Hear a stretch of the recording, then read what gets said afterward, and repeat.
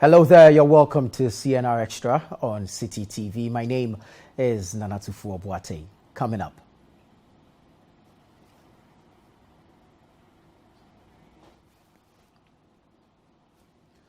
Gas tanker drivers intensify strike by halting transport of all petroleum products.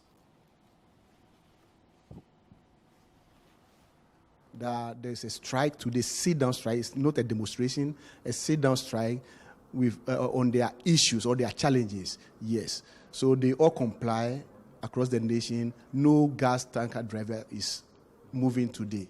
In a rather bizarre situation, a woman believed to be mentally derailed kills man on the Kwame Nkrumah interchange with a big stone.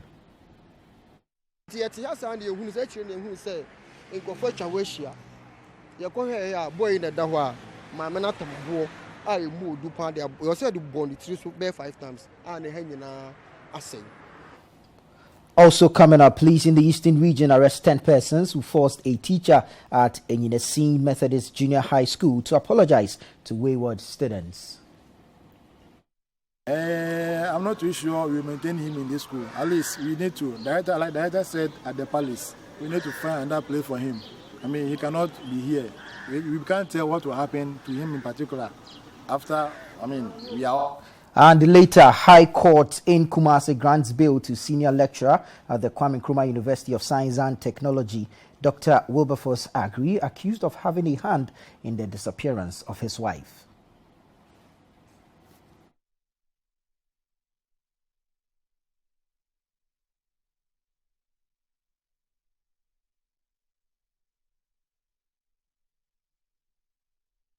Many thanks that you could join us. Before we get into the details of our stories, let me welcome Ni Latte. Good morning, Ni. Good morning. How are you? You? I'm great. Awesome. We also like to hear from you. The show is interactive, and so send in your thoughts, your comments, your contributions. The WhatsApp number is 0550-585832, 0550-585832. Well, in our first story is day 2 of the ongoing strike by Tanker Drivers Association and, of course, by extension, LPG Marketers Association. We understand the strike is being intensified. Let's take a look at this clip. So it is the 1st of August 2022, the day that was set by the Ghana National Tankers Association to embark on a sit-down strike over concerns that they have been outlining. Some of the concerns include the poor conditions of service. Also, they have raised concerns over what they say is the unfavorable treatment by the NPA and other concerns, and also the ban on the establishment of new LPG outlets across the country. And this, we know, is coming on the back of an explosion that happened at Atomic Junction in Accra some years back, that is 2017. We're here at one of the tanker yards here at Tema, and just as you can see behind me, these are trucks or tanker trucks that have been parked here.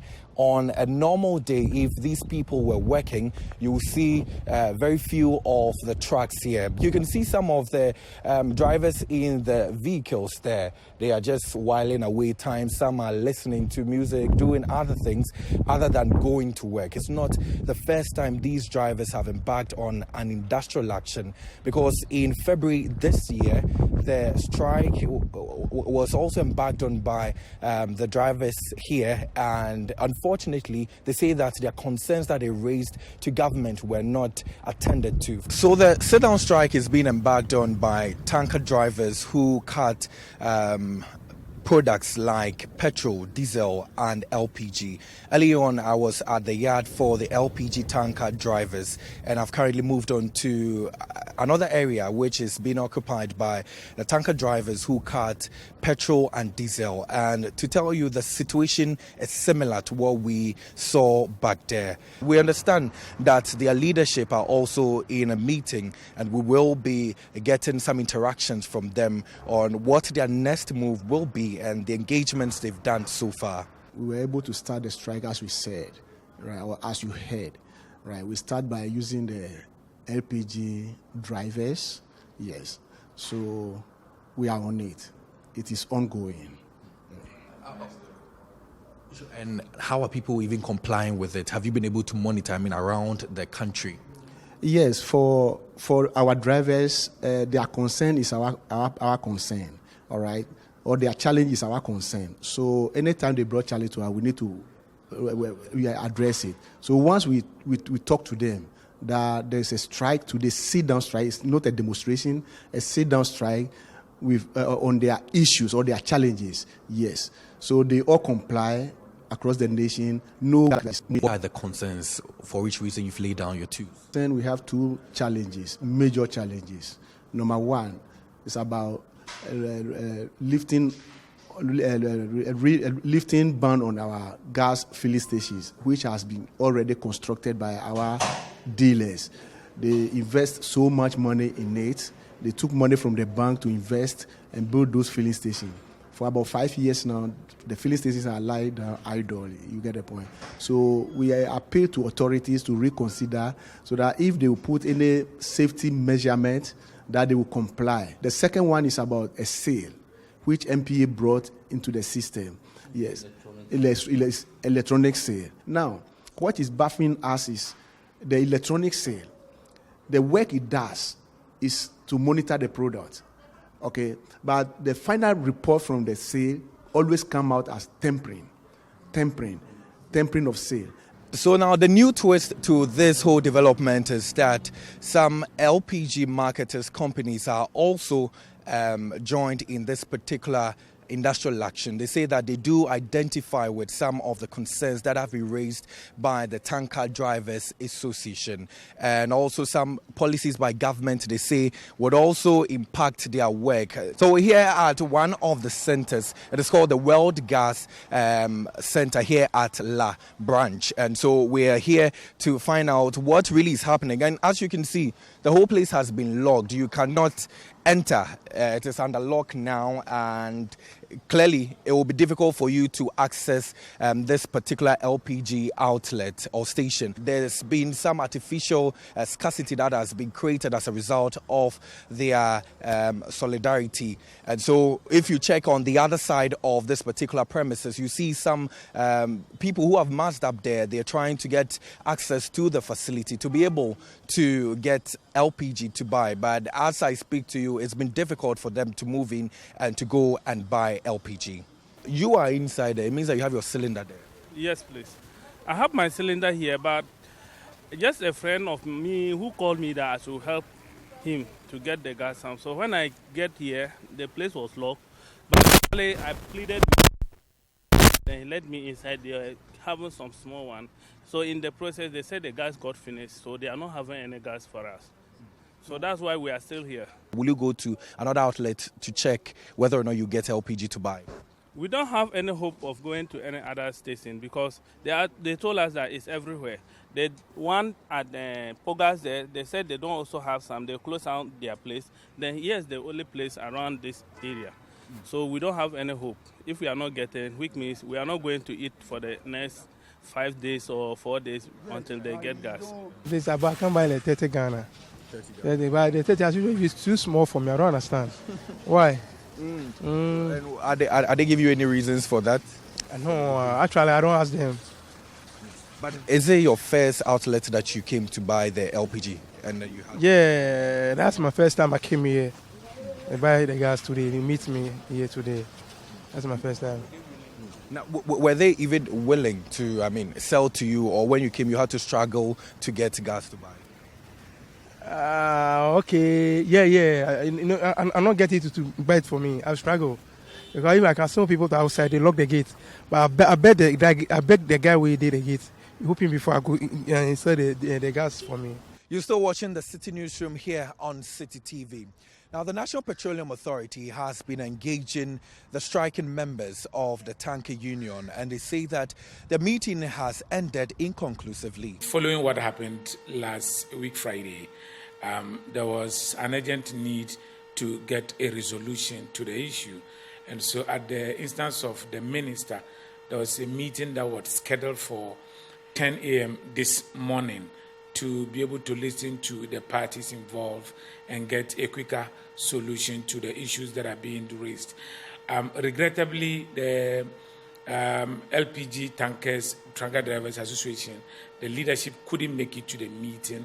The LPGMCs who are actually solidarizing with the tanker drivers themselves could not make it to the meeting.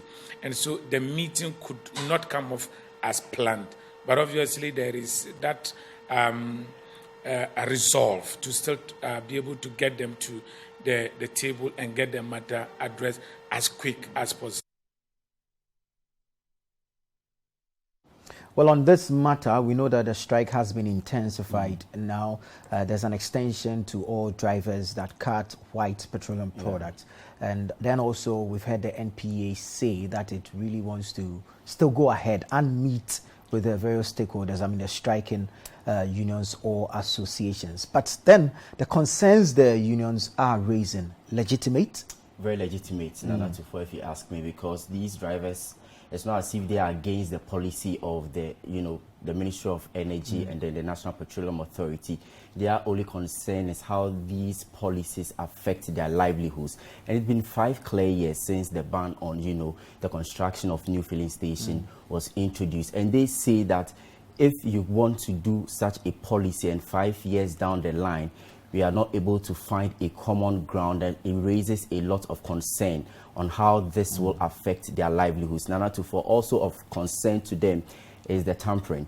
They make a case of how the bad road network affect them. And they are not even concerned so much about that policy. They just say that if you are going to do something like this, let us know the exact form of tampering, because a lot of factors come to play. Exactly. And so if the tampering is always detected in a manner that affects them, then it is a major source of worry. Nana Tufo, I listened to, the spokesperson of the NPA. They are ready to meet these drivers. So yesterday, Mohammed we know Kudus, that, Mohammed Kudus. So yesterday, the meeting didn't come off. And we know that they said that they weren't given ample time to and notice to ensure that they make. So if the commitment is there to meet these striking drivers and then to find a lasting solution to their concerns, I think that is the assurance that they need. There is also that assurance that this policy, if implemented, or as it were still being implemented, will not affect their livelihood. I think that is the assurance that they need, because major issue for them is that we are going to lose our jobs and all of that. So if they are giving the assurance that, look, we are doing this in your best interest, come, so we talk things out and we see how we are able to solve your issues, then I think that is the best way to go. Because look, early this year, we saw the drivers also embarking on over the same concerns, and months down the line, nothing has been done. So it means that there is a fundamental issue that needs addressing. If that is not done, we, the consumers of the various petroleum products, will be bearing the brunt. Clearly, because the issue was no different. I mean, it is actually no different across the country in other regions. Bureau Chief for the Middle Belt, Edward Opon Mafo, reported that in the Ashanti region, the impact was really being felt, even as of yesterday, which was only day one of the strike. And now that it has been escalated, where drivers of even white petroleum products are also going to stop. So now there's not going to be transportation of diesel, kerosene, petrol, and aviation fuel. And so we can you can anticipate the consequences on the economy, on livelihoods, and of course on revenues that will be generated from some of these drivers. This issue brings to mind the level of change management in some of our policies. And you see, in change management, there is always that level of resistance. So that's where they have to sit down, talk things out, and then see how best they will be able to, find a permanent solution to this. Because if you listen to consumers who have carried their cylinders, and the cylinder race circulation program. Exactly. So a lot of issues in this particular strike. If care is not taken, things will escalate, and then you know how artificial shortage may come in, increases, and some people will be holding the product, and a whole lot of issues will unfold. And so the NPA, the Ministry of Energy, and the various stakeholders, they should find, amicable ways of addressing these concerns, because they are very genuine, very legitimate. And so we cannot toy things. I think they should just be proactive in dealing with some of these things, because these issues have come up not just once, so many times. And so for a policy implementer or a regulator, clearly you should have met with those directly affected and brought a solution to all this. Because you see, already we are dealing with the high cost of the product, and now we're going to have to deal with its scarcity. Exactly, and if 5 years down the line we have not solved issues, when is the best time to do all these things? Because it's not as if the policy since 2017. Since 2017. So if 5 years down the line we are still talking about the same issue. And you see, the drivers really are worried that you do not take the mistake of just an individual to punish the whole lot. And that is where their pain really is. That even with the tampering, yes, they raise issues that it might be one driver. When one driver is caught in the web, it affects the whole company. I think this is something that they are really, the impact is having a negative toll on them. And so I think they don't want to sit down for things to get out of hand, and then they'll lose their livelihoods and all that. So these are genuine concerns. It is about time the NPA, the various stakeholders, start with these drivers, because if care is not taken, you know what will happen. Perhaps when I get home today, I need to check where my gas is. The level. I also have to check, because I have to check to be sure. Anyways, but let's move on to a rather sad story. Yesterday, an incident occurred at the Kwame Nkrumah interchange, where we understand a mentally deranged woman allegedly killed a gentleman. We're grateful for your time. The details of our stories now. Now, a mentally challenged woman believed to be in her mid-40s has killed a young man on the second tier of the Kwame Nkrumah interchange. It took the intervention of police personnel from the Nima District Police Headquarters to prevent some youth from lynching her. There is more in the following report. Viewer discretion is advised.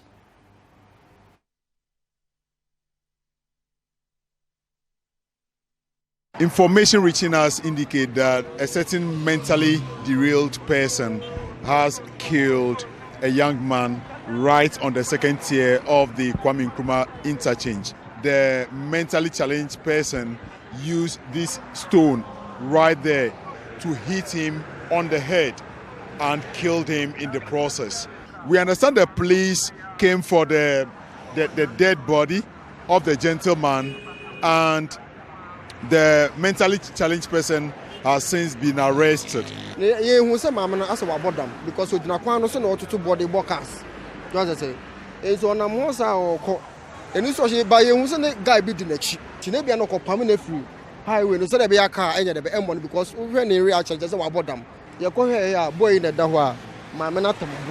I moved Dupan. You said the bond it bear 5 times. And no be about them all junkie within the channel. I open my menana, open the condensing of the Chiana. It could force suspected that because my men or height or 2. My men at Debia what you say. On the S of Uncle by opinion nearby, highway with timidity by Bob Musa. By rain or they can't bone move first. And son or they can send back finishing. Within seconds now, then we're finished. Gradually to the CAP and then take her to the psychiatric hospital due to her condition. But the gentleman, we understand, has since been pronounced dead upon arrival at the hospital. Finally, she's sitting in the bucket of the pickup, and she will be conveyed directly to the psychiatric hospital.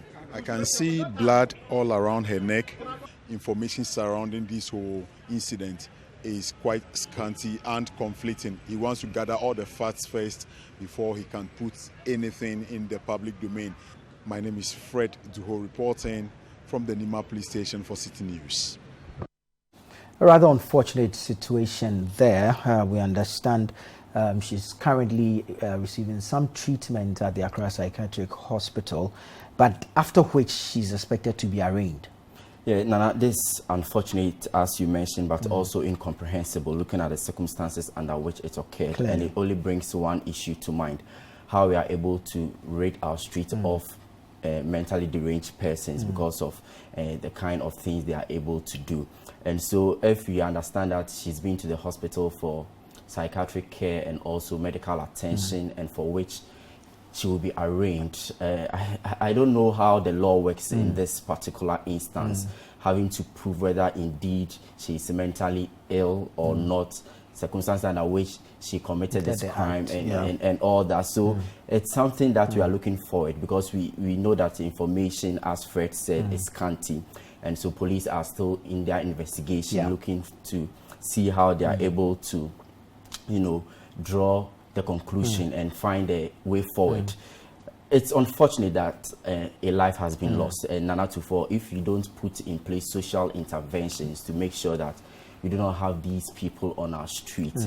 We see a lot of homeless people. The Mental Health Authority has been at this for over the years, crying for funds to be able to rid the streets of some of these people. But and you know how poor our various psychiatric hospitals are. It's not something that it's really disheartening. I can understand your challenge here, because this issue, I don't know. We know how even people of sound mind, they commit these acts and then we take them to court. Later, it becomes very difficult to improve, establish, and all that. And this is a case where we understand that the woman is not stable. What baffles me more is where the alleged crime is said to have occurred.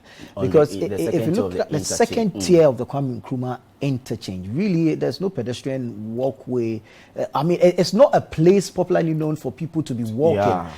Even cars seldom use that part of the interchange. So I'm wondering who went after who up there, and what really could have triggered this. Because if you look at the image, it's very gory, and you see how the stones that were used to commit the crime, the blood stains, and it's really baffling, and it's even difficult for us to understand what happened and why it happened. And perhaps the police do some proper investigation. And let's see how the lawyers for the woman will also argue out the case.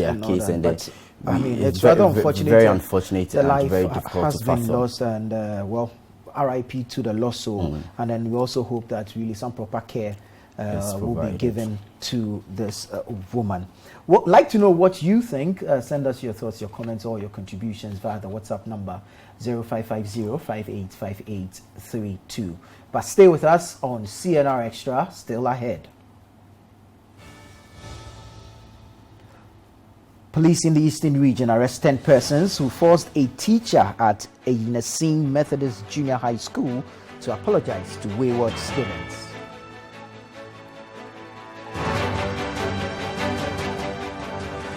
Don't go away, we'll be right back with the details.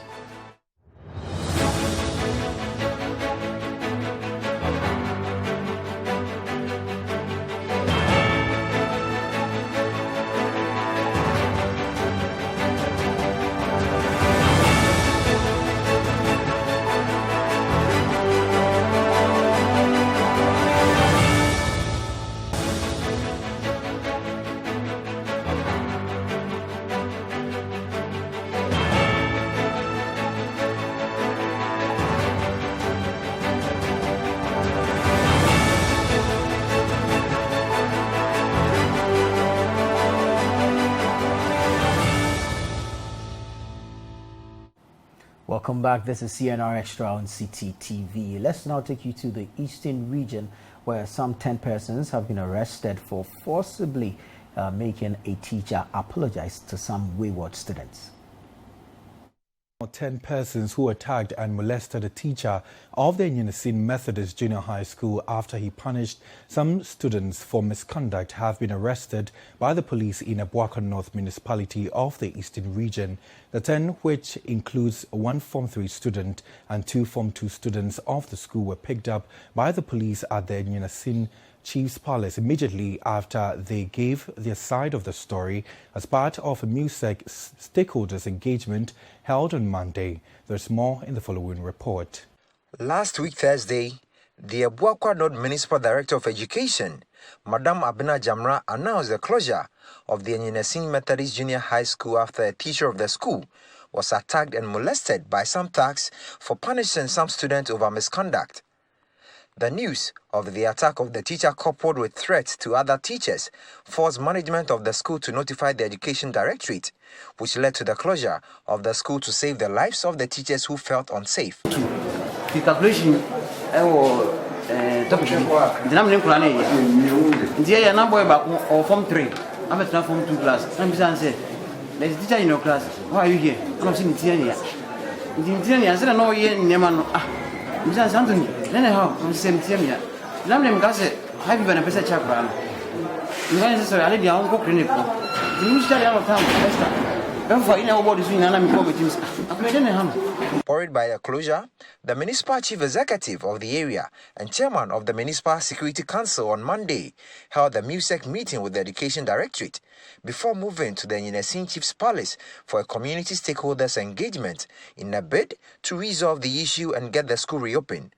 At the palace, various players, including the teachers, town folks, students and suspects were given the opportunity to narrate their side of the story. The headmaster of the school, narrating his side of the story, reviewed how his colleague was saved by former students of the school. From the engagement, it was established that the students were trading in an illicit drug known by them as D10, a drug which makes its consumers feel high, drowsy and sleepy, and this was admitted by the student. Now, I do my PF class, and I can quiz for no form 2 for no quiz for no form 3 class. To me, no more to honor, there's such no be na me, share na much no beauty. 5 minutes time, you be a book. As I may call from, many should be men. You see, at the den, and I'm a science nurse. Until your ball, second break, I see a quack or a juma or a chill honor. Make I say, make for honor, but minimum can come fast from the court now. You know, say, yet, member and better than me say, surprisingly, the thugs who attacked the teacher included 3 students of the school, a Form 3 student and 2 Form 2 students, and they were immediately picked up by the police upon the direction of the municipal police commander. The municipal chief executive of the area and chairman of MUSEC, Alhaji Umar Bodinga, who led the engagement, has assured that all suspects found culpable will be dealt with according to the law. Also indicated that the supplier of the said drug, D10, will be arrested by the police. We feel the appropriate after the investigation, whoever is the culprits or whom anyone found culprit within this, he will be put before the court or before the law court. Moreover, after interrogation, the first-hand interrogation with the youths, we come to realize that there's one chemical seller who is supplying the drugs to I directed the police command to invite him to the police station for a questioning and this thing.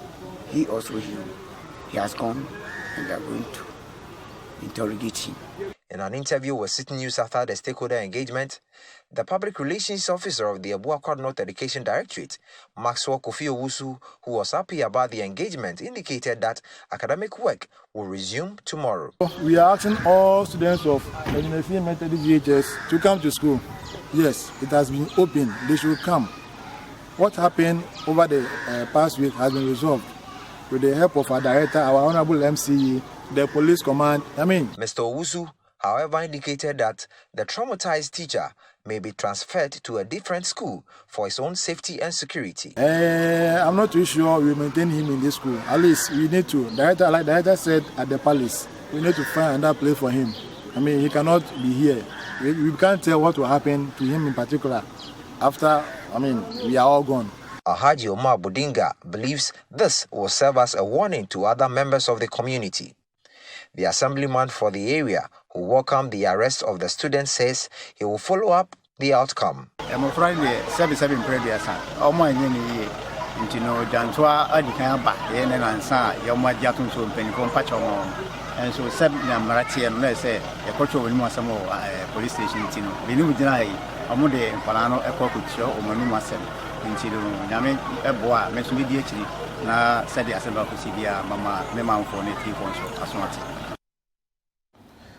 For me, I think there's a bigger problem that needs to be addressed. The issue of drug abuse among the youth. That's the bigger challenge.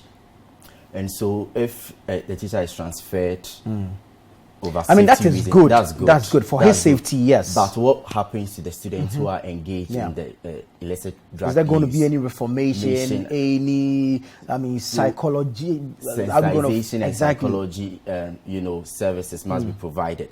And so, Nana, first and foremost, let's agree that what the tax did was wrong. Clearly. Must be condemned under no circumstances. Under no uncertain terms. And so, if the police have been able to, get some persons who did this and they have been subjected to investigations, preparing for, court, then I think we must make sure that the investigation is thorough so that those who are found culpable are made to face the full rigors of the law, to also serve as a deterrent for some of the community members. But indeed, the bigger problem here is the use of the drug in the school, because these are minors. Yeah. And if they Junior are high school they are students. taking these drugs and they are engaging a lot. And for me, it's shockingly,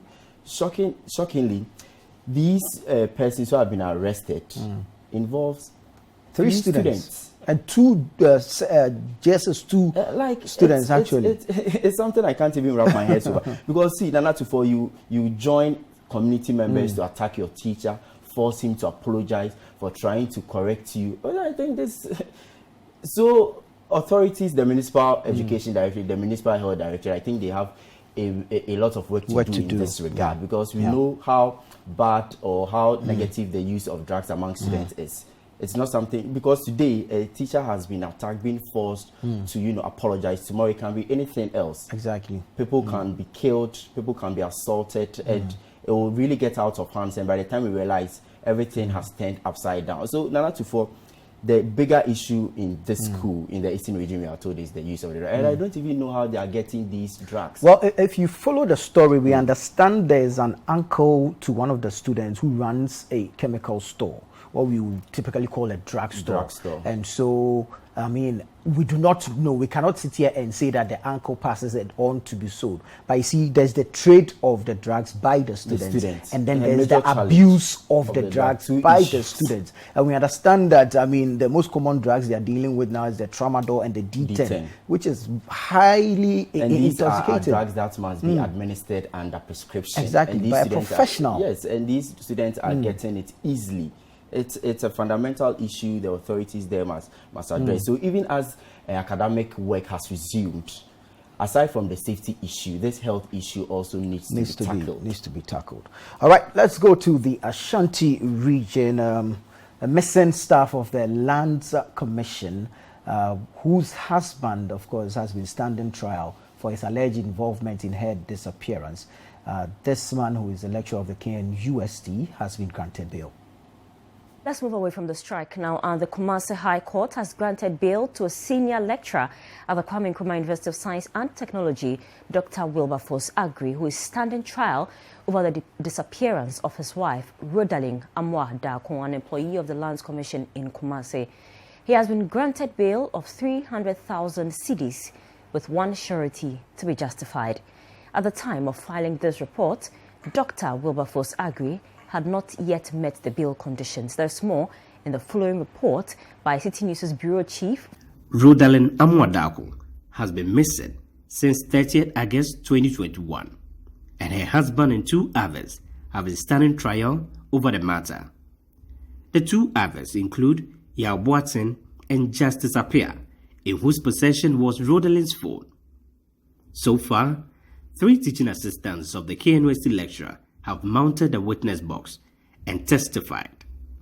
Although Dr. Wilberforce Agri, in a statement to the police, said his wife did not return home on 30th August 2021 and that he slept in the house with his kids and the teaching assistants, however, contradicted his claims. The teaching assistants told the court that they stayed over the night with their lecturer's kids at their hostel and returned to the house the next day when Rodalyn was not around. The court had previously denied Dr. Wilberforce Agri bail, but after the lawyers finished the cross-examination for the third witness, it then granted him bail. The case has been adjourned to 17th October 2022. So, I mean, Dr. Wilberforce agree has been granted bail to the tune of 300,000. But we do not know if he has met the bail conditions yet. Yes. If he has not, then that means he's being held in custody until such a time that he's able to meet the conditions. But you see, this story really, since it first came out in 2021, has really been disturbing for me. I mean, for husband and wife disappears and husband is being tried for his alleged involvement in the wife's disappearance. And he's not been able to give any proper explanation because whatever he says has been, contradicted by some of the witnesses. And for me, the case has one of which is actually his TA. Two of them actually, two of them actually. And this case has dragged. It's been almost a year. Yeah. I think exactly a year will be end of this month. And for me, the last time I heard from the family members of the missing, employee of the Lands Commission in Kumasi, they were disturbed because they have not been able to come to terms with the situation. Because for a husband to feel in providing answers to how the wife has disappeared, it leaves, a lot of suspicion. So Nana Tufo, now that he's been granted bail, I want to believe that the investigations have gotten to a stage where they're trying to make some headway into it. So let's see how development will unfold, what will pan out of this. But we have to ascertain whether or not he's been able to meet the bail conditions, because 300,000 cedis, one surety to be justified and all that. And we have been following this particular story. It has been taking a lot of interesting turns, and Anatufo, we are only hoping that the investigations will be concluded for us to know exactly what happened, how the Lands Commission employee got missing. Because but my hope is actually that she's found alive.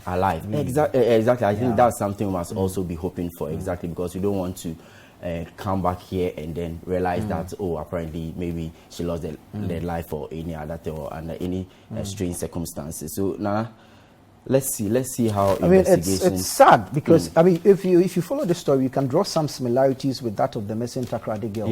And, which also lingered. It lingered for a long while. We were told they had been found, and later we were taken to a place where their dead bodies were supposed to have been buried. And it's very worried. And at this point, you want to share in the pain of the family. Because we understand what she has 2 kids. Very young. Very young. I remember the grandmother saying that they had to lie to their children that the mom had traveled. For how long can you keep up with this? Very, very disturbing. And so we pray and hope that really she's found alive and in a sound mental state, and then she can really tell us what happened, what led to her disappearance. Because we're also in Takoradi, you remember the case of a pregnant woman who turned out not to have really been pregnant and all that. But really what we're sharing in the pain of the family, and we're hoping that the authorities here, the Ghana Police Service, will expedite the investigations. We know you're doing your best.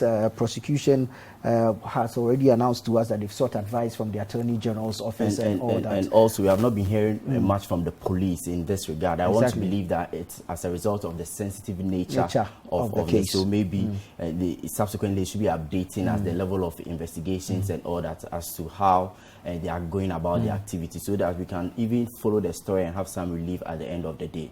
But once, they sought advice from the Attorney General's office, and now court has granted bail, you want to believe that this bail that has been granted perhaps was hinged on the Attorney General's advice. But anyway, let us know your thoughts on the various stories that we have brought you so far, and those that we will be bringing you ahead on CNR Extra. Minority describes as self-serving any attempt from the majority to invoke the jurisdiction of the Supreme Court to declare the Dom Kwabenya seat vacant.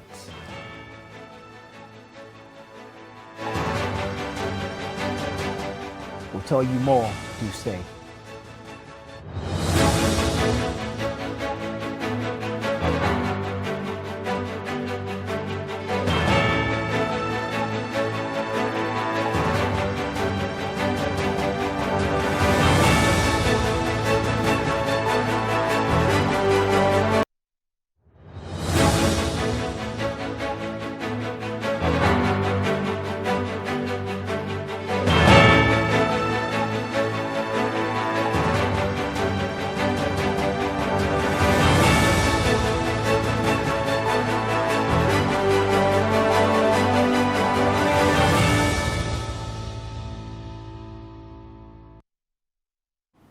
Welcome back. This is CNR Extra on Citi TV. My name is Nanatufo Boateng, and I'm here with Ni Latte. We're looking at some of the stories that made it to a major bulletin, CNR. We're going into the House of Legislature. Although on recess, they're still working. We've heard the MP for Danse, Katie Hammond, suggests that perhaps they will seek the jurisdiction of the Supreme Court in declaring this Domkwabenya seat vacant. But the minority is not too happy with this. From recess in October. Speaking to Citi News, the Deputy Minority Chief Whip, Ahmed Ibrahim, indicated that such an action will be aimed at pushing the Supreme Court to give the majority an advantage to approve the latest nominees from the President to the Supreme Court. There's more in the following report. I have consulted the old lady. The old lady has given me an advice. And I think that advice is correct, because the issue raised by the majority leader is both of substantive and procedural law.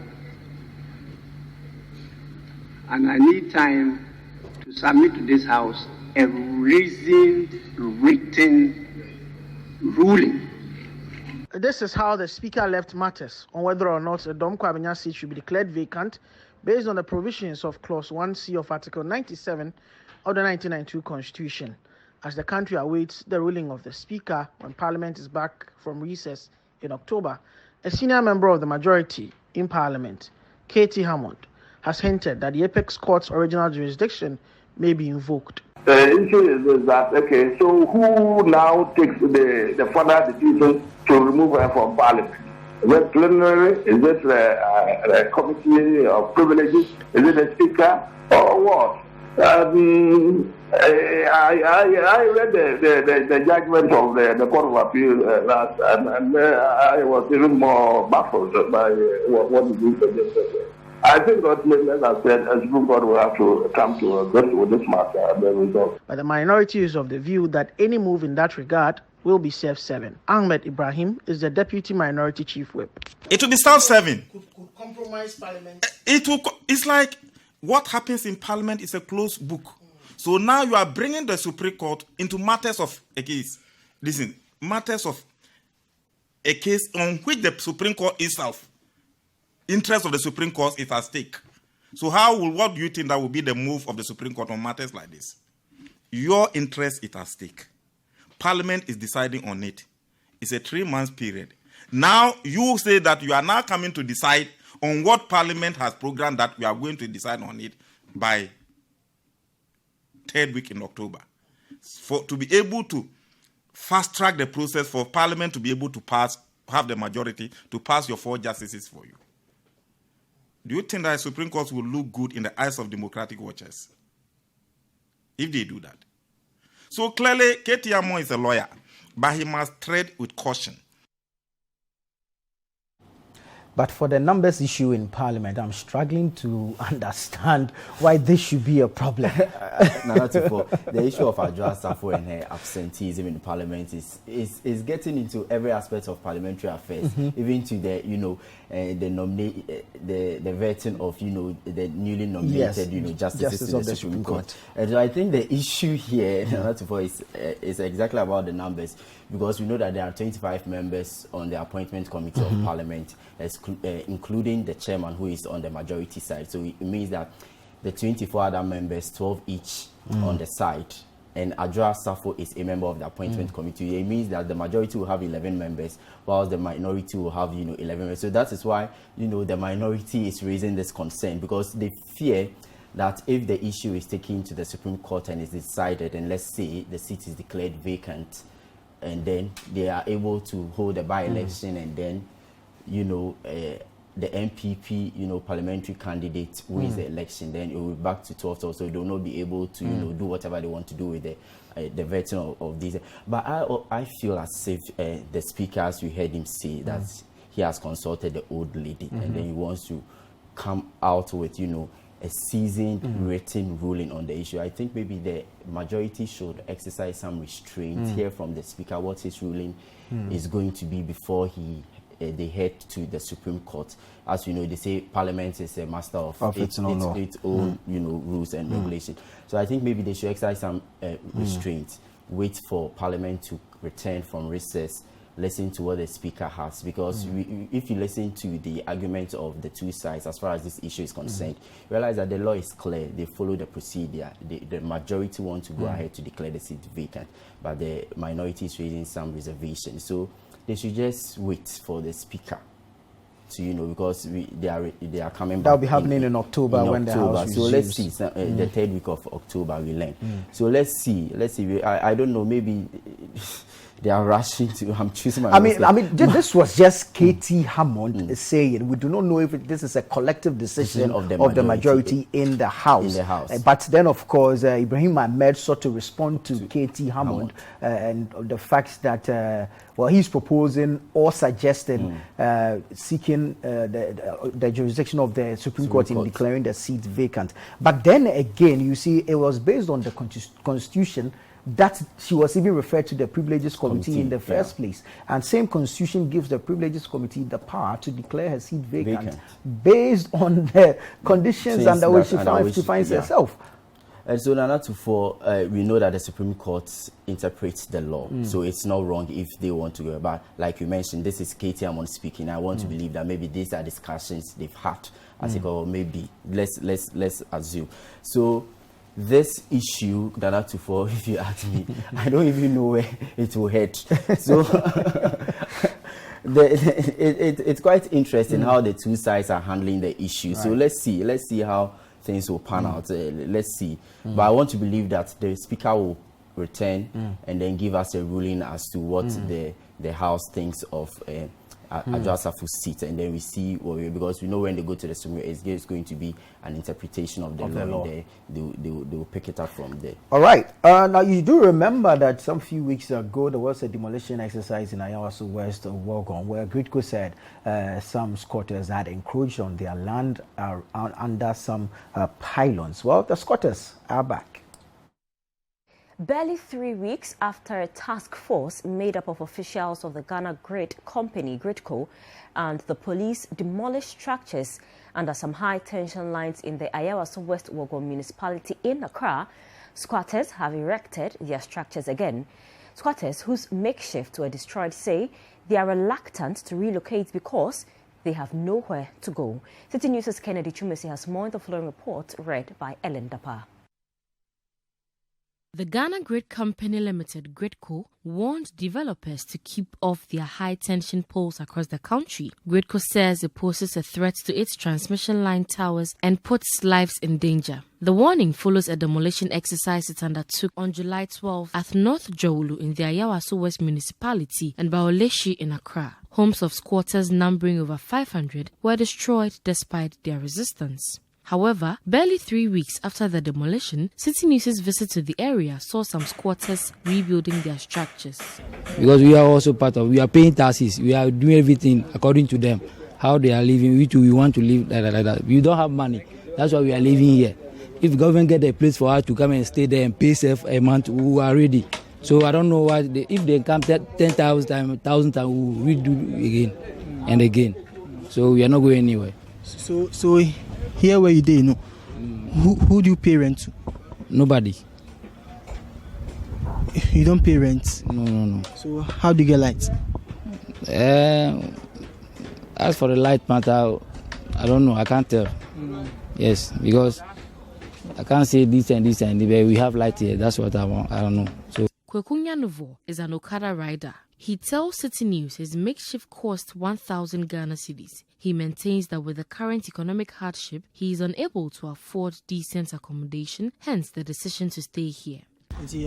Kiosk nani, and me porch asa. Scan in our science now we see kiosk. Hey, kiosk here. Say me can say kiosk na me boss is here no. First one me boy and the porch almost every 10 million. Every time because me boy ni any porch ni But any porch in almost time, and I see and say, you are too proud so. Zinga cry, you are too tomb. When I sang to cry, say you, mean, try and you are more bad. What's a new kada? Be a driver, and a major driver, and a major driver, Juma, and I'm so, me, I'm moto. See, I'm a tough fuel, see, I'm tough fuel first, no. And this is name lemon. First, me top fuel could be 80 and 100, no man, I'm a full tank, but I say, me top it to almost got it to me and 1.5. It be a big crowd, it be a big crowd, and send I be a me to 1.5 and I am. But I say, the Yaman Koyakla. Benjamin Bago had 3 of his makeshifts demolished. He is a bicycle repairer and a father of 5 and says living under high tension is the only option for him. Tindano no muka, say I'm free na, maybe a never one yet. And so, the be a new is here about cocotina. And if there is any fan ever, Yabako, and intra, and I swear to see where you are. O mubi ya unyaska kradwe bibia wasa ndia ko top lawood na wasa be bo fro e minimum se bo mis e bibia wono ye nye safe mom but e bibia ifa na obako anything I want. 3 weeks ago on this same show, I sat here with Jude Duncan and I mentioned to him that after the demolition, if nothing is done at the place, are going to if it is not cordoned off, the squatters will return. Call me a prophet. You're a prophet today. You're a prophet there. Because look, how these exercises are not sustained is a major source of worry. Because every now and then we see assemblies, carrying out demolition exercise. And for me, in this particular story, we know of the area. Yeah. And these people are at places that is not even safe for them. Exactly. Looking at the tension, the high tension poles under which they are living. So now then it means that our Greater Accra Regional Minister has to go back to the site. And see what he can do, because look, Nana, if you listen, but this was actually by the Ayawaso West Municipal Assembly. Municipal Assembly, under which is the Greater Accra Regional Minister supervises all these assemblies. Right. And so we know of how governments also want to, demolish structures on waterways and all that. So if the Municipal Assembly is watching us, then they have to go back to the place because safety issue. And you saw one of the gentlemen cut some lines, exactly, doing some illegal connection there. Illegal connection, the safety of residents there. And Nana, aside from the issue of safety, you would realize that these people are also working. So if they are working, they should also find and try for themselves how they are able to get, more decent accommodation for themselves. Because look, if you erect today, tomorrow the assembly will pull it down. You erect again, it will pull it down. And that is just money going waste. Yeah. So they should find a way of, getting proper accommodation for themselves. Because look, if care is not taken, you wake up one day and realize that these illegal structures, fire has gutted it, and then one issue leads to another, and then all the time you realize that our assemblies are having to channel resources that are meant for other things into demolition and all that. I think this does not augur well for the Make Accra Clean project and all that. So I think the Municipal Assembly, Ayawaso North, has to Ayawaso West. Yeah, that's Ayawaso also that's also the constituency of Malidia. So MP, Assembly, Regional Minister, we are calling on all of them to ensure that we reach the area of. And I think the people themselves look. Clearly, there's the rent challenge. There's the accommodation problem. But I mean, your life, your safety should be paramount. It should be a matter of concern to them. You have 1,000 cedis to put up a wooden structure at an illegal spot where your life is threatened, where you have no guarantee of safety, where you are not certain when the structure will be demolished, and you think you cannot move out of town a bit to secure a place for less and have your peace of mind. They do not want that. They always want to stay under these circumstances, which is not even good for them. Well, I mean, the authorities really, when you embark on these demolition exercises and you leave the place bare, clearly the squatters would return. Because people need somewhere to sleep. people need somewhere to stay, and people need somewhere to carry out their economic activities. It's rather sad that this is happening. I mean, from the last clip 3 weeks ago, we actually saw a 1-week-old baby sleep out in the cold at night because of the after the demolition exercise. I mean, it's really and they're always there with their families too. Yes, yes. So it's not even one person, the wife and all that. Right, and really the challenge is it doesn't start with 100 structures. It always starts with one, and authorities turn a blind eye until they grow into a community. But then, thank you so much, Latte. Latte, is always a pleasure having you. Many thanks to you for watching us. My name is Nanatufo Boateng. We'll see you again.